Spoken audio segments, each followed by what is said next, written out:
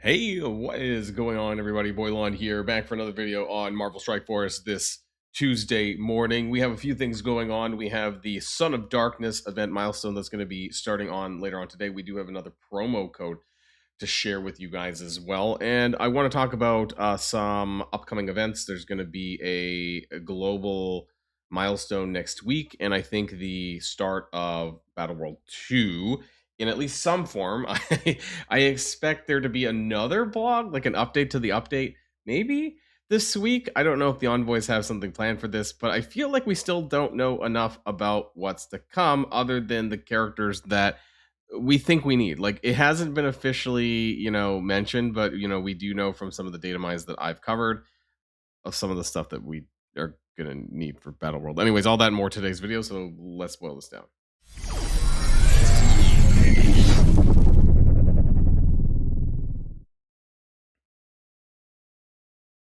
Now, just very quickly, some of you might have watched my failed attempt of me running through the entire Blastaar invasion event. I did get a bit frustrated on this node 8, and it was only with a couple of mods, right?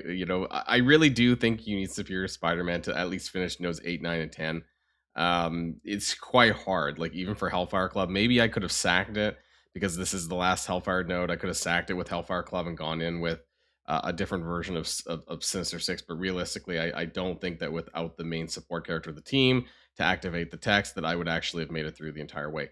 That being said, there is an easier way if you want to kind of get this run score or a similar run score, is you can just do all of the packs and do nodes 1, nodes 2, and then if you can do 3 and 4, you're going to get some good points out of this by using your Fantastic Four with Quasar, and I think that this will probably get you through that. So the first 4 nodes you can kind of do on maxed out packs without needing to do some of the harder ones and the Hellfire Club stuff and all of this that I've been doing. So what I'm going to do is I'm going to be waiting for Superior Spider-Man to come out. He should be coming out to the Antimatter store tomorrow. I am kind of collecting Hobgoblin up to 5 yellow, and then I'm going to switch to collecting Superior Spider-Man, and then I'm gonna push him up actually to 5. Sorry, I'm gonna push Superior Spider-Man to an unlock a lot quicker because we're only have so many days left to do this, right? It's only another 5 days. He comes out tomorrow, which is at 4 days left. So I really need to speed unlock him to use him on those final nodes. And what I'm going to be doing is we have the Son of Darkness event coming out later on today, and this does have a scoring for power cores. Now, there's one thing that I want to point out, namely that if you do have Damon Hellstrom unlocked, that is 5,000 points. You can see that here. Most of this is going to be Cosmic Crucible, so you're going to have to do this over the weekend. You're going to get the 72,000 points. If you do have Damon, it's going to be an additional 5,000 points, and the power cores are 1-to-1, which is not as good as one of the other ones, which I believe was 4-to-1, I want to say, the last time there was a power core leaderboard. But you do get 5 points for, or basically 10,000 points for an entire Hellcat Diamond Orb. Now, in the data mines, it said that you could basically convert your power cores to Hellcat Diamond Orb fragments. So I think that if you want to get ahead free to play, you can do 2 things. You're basically going to be converting your power cores to these Diamond Orb fragments, and or using your cores to core the Damon Hellstrom orbs at this point after this event starts. That way you can double dip by getting the extra 5,000 there. For the people who waited, I mean, it's entirely up to you how you're going to want to use your power cores. Like I said, there is going to be those diamond orbs available. Now, as far as the rewards go, it's obviously going to be more of this purple isophore. And if I'm not mistaken, oh no, it is the same. Is it the same? Okay, never mind. I am mistaken. I was like, is this the same? So I scored really well, like top 1,000, I think, on the last one, because I just blew 100. It was 140 million gold. I ended up blowing an extra 20 million gold, I think, to a total of 140 million gold, and that got me. I guess that would have been. I haven't touched anything, so it would have been this, right? Top 1,000, 6.044 million. And so as far as this one goes, I do not expect to do as well. But if I can get into the, did they cut it again? I think they cut the minis again. Was not top 4,000 80 80, and now it's 60 60. Oh wait, they cut it again because last time it was half and half. Anyways, they nerfed it overall, but they did fix the minis being the wrong number. So I guess that's something, I suppose. If I can even get into the top 4,000, I don't even care about the diamond, but like I guess just for the T4 ions, right, or the level 4 ions, I guess that's otherwise top. you do get purple 4 all the way up to top 10%. It's just not very much. That's all. So there you go. This is the Son of Darkness. Again, there's not much input to this. You're just going to be whether or not you want to spend your power course for Damon Hellstrom, and then converting it to Helget Diamond or Fragments. I want to talk about the promo code, right? I should do this first. Should have done this first. This is going to be October Counts. October Counts. Pause it if you want. Redeem. This should work. We're going to get 100,000 shop credits and 100 L4 training modules. Now, why this is important, just going to go ahead and we're going to paste that so I can paste it somewhere else later on, is because shop credits are basically gone. I've heard this almost every day from some people about shop credits. Some people have a lot. I still have a lot. I don't really use them. I don't get those Ultimus orbs. I don't want to recycle Ultimus orbs anymore. That's something that I used to do in the past. But for newer players, basically no shop credits. There's no income on this. Why is shop credits not just being given out for regular gameplay, for Blitz, for raids, for arena, so on and so forth? It should be coming out every single game mode to make up for the fact that you have to use them in all of those. I didn't mean to get animated here, but I just think it's really stupid that they I can't even click on it because I'm already owning. I already own Max owned it. But every single tab requires shop credits, so why not just give it in all the game modes?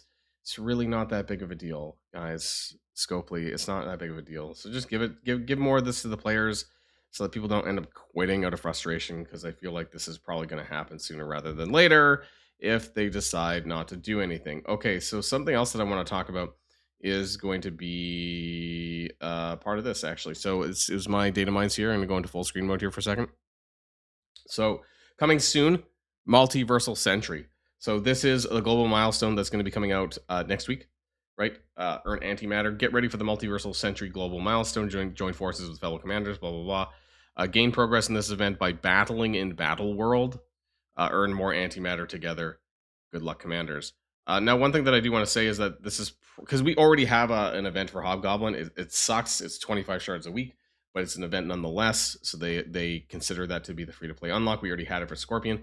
So I think that it's probably going to be the free-to-play for Superior Spider-Man, which would be pretty close, but it's going to be running at a time where the Blastaar Scourge event will have already ended. So you're not going to be able to rely on that to get Superior Spider-Man unlocked. I actually think the Blastaar event is probably the least free-to-play friendly event. That doesn't actually matter that much, I'll be honest. Even if you don't do it or don't do well in it, I don't think it really matters, right? Because you're eventually going to get a 7 yellow anyways. What it does mean is that it's going to screw people on, who want to get a little bit of red stars. And that's why I don't really understand the direction that Scopely has been taking these events, because I actually really liked and I thought that the Quasar events were fair, right? A lot of the red stars were in the milestone, and the shards were just you didn't get bonus shards. You didn't get him quicker in that way. It was there for the red stars. So I kind of feel like they were too generous for the red stars of Quasar, despite what they said about it being like a 2 red Quasar. Like the average was a 2 red. Like I don't even know where they got that number from, because honestly, it was just really easy, I think, with Vigilantes and Thunderbolts to just get a 7 red using those two teams. It was not that difficult, and the milestones were fairly easy for people who are engaged. That's just me. I feel the Quasar release was so much better. Chapter 2 has been an absolute shit show, and honestly super boring as well. That's just my thoughts. The whole Blastaar stuff hasn't been really that stellar, if you ask me. Now, the other thing that I want to talk about is some of the stuff that's coming up. So we have, of course, Spear Spider-Man. I mentioned this coming to the Antimatter store tomorrow. We have the Living Mummy that's going to be coming out on Friday. I don't know why I had to check that. P.S. I think I mentioned this in my 1 or 2 videos ago, but I am going to be away starting Friday all the way through Monday. So I'm probably going to have a fairly big gap in Marvel Strike Force videos over Friday and through the weekend, because I'm going to be in London. It's going to be my first trip with me and my new partner abroad. So I'm going to be away for that. I just wanted to let people know, in case people are wondering. I do get DMs wondering if I have died if I don't do a video for 2 or 3 days. So that's the life of being a YouTuber that people ask me that. As far as other stuff, there's not a whole lot going on right now, really. So a lot of this is preparing for Battle World. But what I want to kind of bring up here is the stuff related to Battle World because I think it's really important. So some of the major teams, and it's not in the squad section. It really should be like somewhere around. Oh no, okay, no, sorry, that's my Battle World tab. I meant the squad section is what I really meant. As far as Battle World, it still shows Astral, but realistically, Brimstone is going to be important, right? But the thing is, if it starts next week, we're going to have Damon Hellstrom and Living Mummy available as kind of paid, right? And what's interesting is you could also core for the Living Mummy come Friday, which will still be in time for the current Son of Darkness event. So if you want to dip for both of them, Damon Hellstrom and Living Mummy, you very well could do that as well. And you would need to have Elsa Bloodstone available to use because I think Hellcat is probably not going to be available in time for the first Battle World, which means that the text, if I'm not mistaken, on the characters, I don't know, yeah, 3 or more, right? Brimstone characters. So you need a total of 4 characters, which means that I'm going to have to, I'm going to take her to 100 because there might be like a Mystic training event where I would get, diamonds and stuff for doing this.